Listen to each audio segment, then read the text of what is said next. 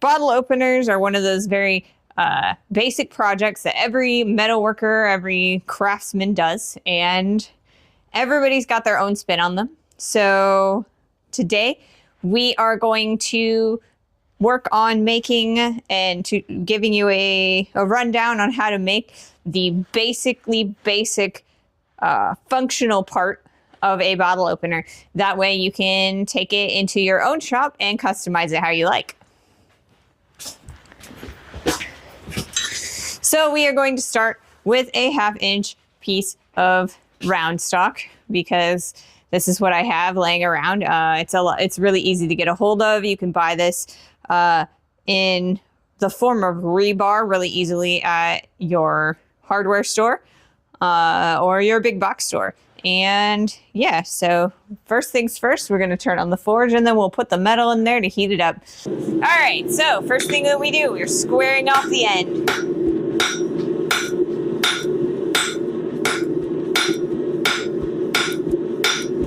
So we've got a nice flat on this side and the opposite side. So we're going to turn that stock 90 degrees and we're going to try and keep the flat sides that we just created perpendicular at a right angle to the face of the anvil. And because it's kind of a perpendicular, it's not really, or it's like a parallelogram, it's not really a square necessarily right now, where I'm gonna kind of try and correct it a little bit. We gotta be really careful because we want that to be a square. Okay, so we've got a decent amount of heat and we're continuing to flatten that out, square it out, so that we've got a good area to work with. Good, careful, and steady hits are what you want to use for this. We are getting, like I said, a little bit of parallel, a little bit of warping here. This section over here, it's like a little bit of an acute angle. We're not getting it completely right, or like a right angle like we're looking for. So I'm just gonna pound this back a little bit, and that'll bring it back into line a little bit.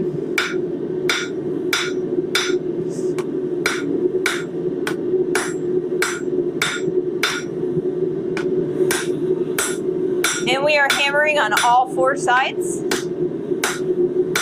to kind of square that up and make it all nice, true, and flat so that we're able to work with it. So I think I've got a pretty nice square shape that we can work with. All right, so here we go. We're gonna continue to forge, and this time we're kind of flattening out a little bit, and then we're gonna go and we're gonna start isolating the shoulders then there to isolate the material that we are going to use, the punch. We got to be really, really careful with this because we're creating that line there, and we got to make sure that we're not moving around when we're creating that line because we don't want the material to walk around on us. So what we're doing is we're kind of pinching in that material, kind of trying to give ourselves a good fat area that we can put the punch in.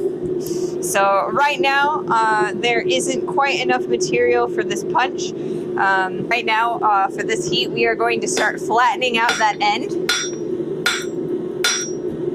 And by only hammering on the one side, you are actually expanding out in all 4 directions. And as you thin out the height, you are expanding the width and a little bit on the length. We don't want to expand the length too much, so we're going to be a little bit careful about that. It looks like I accidentally shelved that end a little bit, so we're going to try and straighten that out. But our goal is nice even hits because we want to evenly move that material in a nice rounding out way so that it will fit the chisel. Okay, so like I said, we are kind of trying to straighten out our little square of material that we're using, so that we've got a nice surface, a nice area that we're going to be able to start punching out with our punch. So I'm pretty happy with the available material. So let's see. So the next step is going to be, I mean, look at that. That's gorgeous. We're gonna be able to get the punch nice and centered, and there's a lot of meat on all four sides. So we'll be able to stretch it out a lot. All right. So we're gonna put this piece down right there. I'm gonna move it over a little bit. Got a nice flat area, and we're gonna pay attention to exactly where we're placing this punch, and we're gonna hit straight down on it. Now we're gonna pay real close attention and put that punch right in that silhouette, and another hit. And right now what we are doing is we are establishing that area where we want that hole. We can actually, at this point, we can move that, the hole. It looks like maybe we want to move it this way a little bit. It's a little bit off kilter. There's a little bit more meat on this side. So I'm going to keep that in mind for the next heat. All right, let's see. Put that down just so. Move it so it's a little easier to go on. And kind of try and center it in there. Got a nice, okay. Is that where we want it? There's about where we want it. Okay.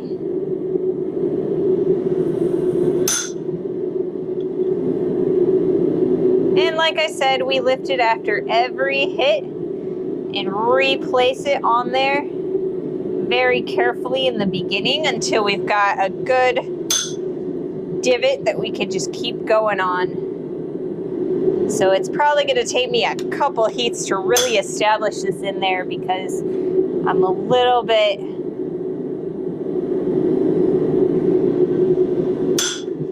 I'm really careful on where I want to put that hole. So you can start seeing it's going, or it's starting to dig itself in there. And we're good with that. So a bit more.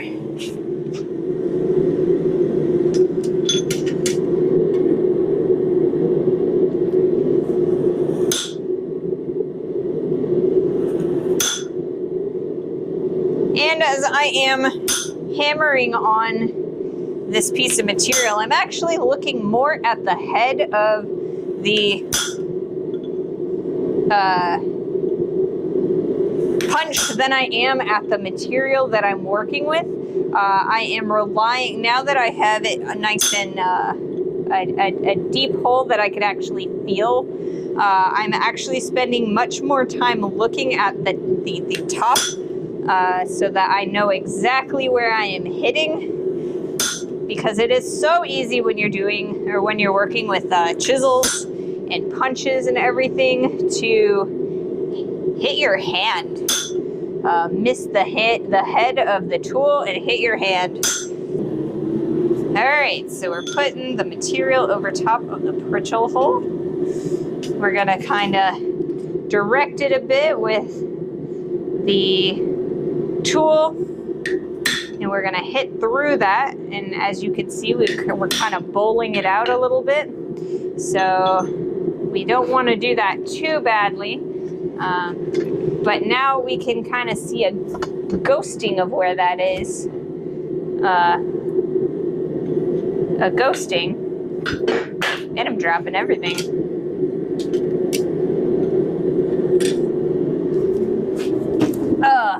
Here we go. So now we know thereabouts where this material or where the hole is started, so we should be able to just kind of hammer that back the other direction.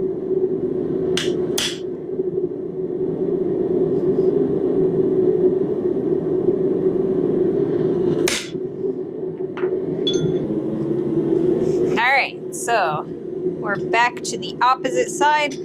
We're gonna kind of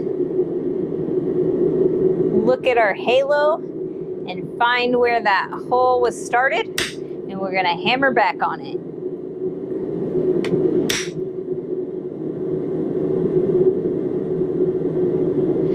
It's a little bit more precision that we're looking for from this side, because we don't have that.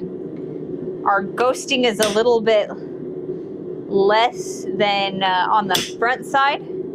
So we're kind of creating a ghosting in there. And then when we go back to the opposite side, we'll be able to see where that was, and it'll be a lot easier for it to punch the slug through.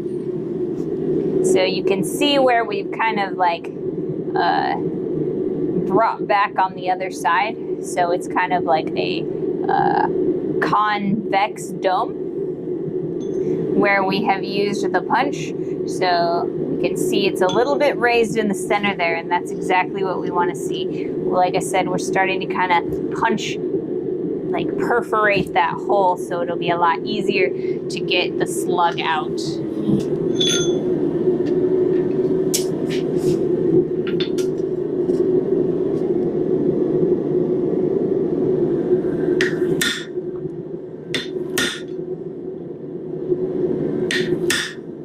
Alright, so we've got that slug out of there, like so. I need to cool down my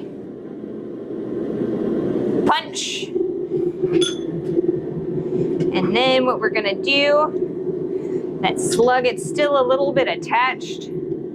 So I'm gonna hammer it a little bit there, and now it is gone. So we've got a full sheared hole. So that's exactly what we're looking for. So on our next heat, we're going to start on the opposite side that we sheared the slug from, and we're going to start stretching that hole, because right now we've got a lot more stretch and a lot more movement on this side, and we're kind of trying to even that out a bit.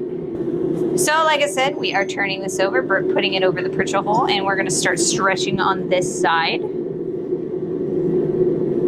Kind of trying to give ourselves a little bit of movement. But we want to be really careful that we keep our punch nice and cool.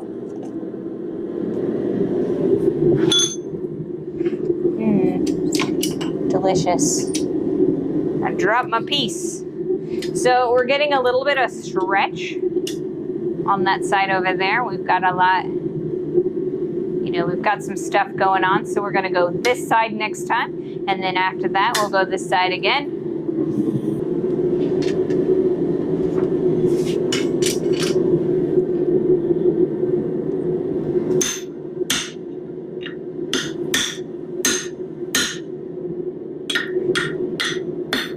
Sometimes we've got to use the hammer to wedge the punch out of the hole that we've stretched. So we've got a nice hole going there. It's pretty big, and it is just too small to go on the tip of the anvil. So very quickly we'll be able, I think maybe 1 or 2 more heats, and we should be able to get that nice and on the anvil board. All right. Keep on keeping on. We're starting to get to a point where the Pritchel hole isn't quite working as hard as we want it to. Or it's a little bit too far open. Yeah, I think we're okay. I do think we're okay. Okay, so over to the tip of the anvil, and we're going to actually start on the corners. So you can see I've kind of like flattened that corner a little bit, and it's kind of, so we've got a lot of meat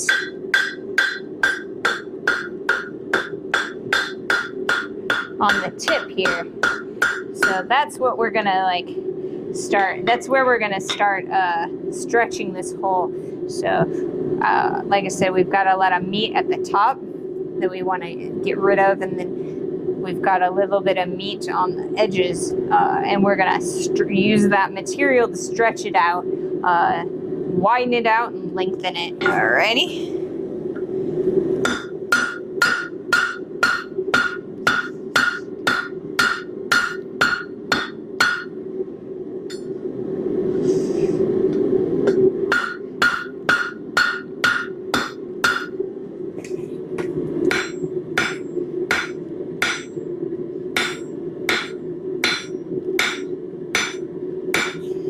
We're kind of straightening out our hole a bit, and we're almost where we want it to be, just about.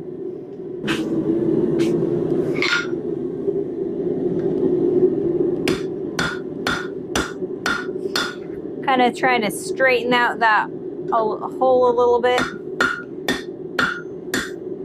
and maybe kind of make it a little bit more oblong. Part of that is so that get a little bit of, it'll be a little bit easier to get onto the bottle cap.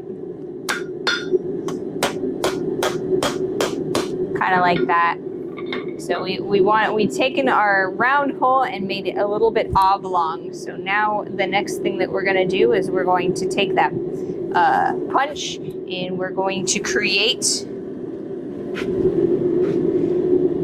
the prying section. So we'll bring that back down onto the flat, and we'll put that right, or the punch right in the center here. Bring it back just a little bit so it's a semicircle and not a whole circle. And it's taken me a little bit longer than I wanted it to kind of bring this out, so we don't have quite the amount of heat that we're going to want for this job. But we're starting to mark out that semicircle area, the pry section, and the stream there. Do my best to see if my controller will allow me to raid someone, but I'm not entirely sure how that works without a specific destination in mind.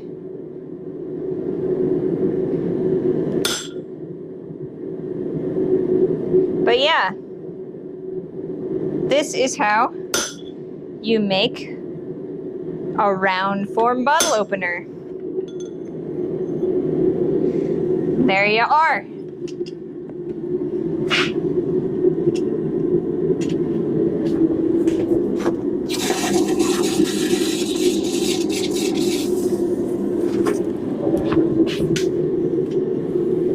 Simplistic and ready to decorate with whatever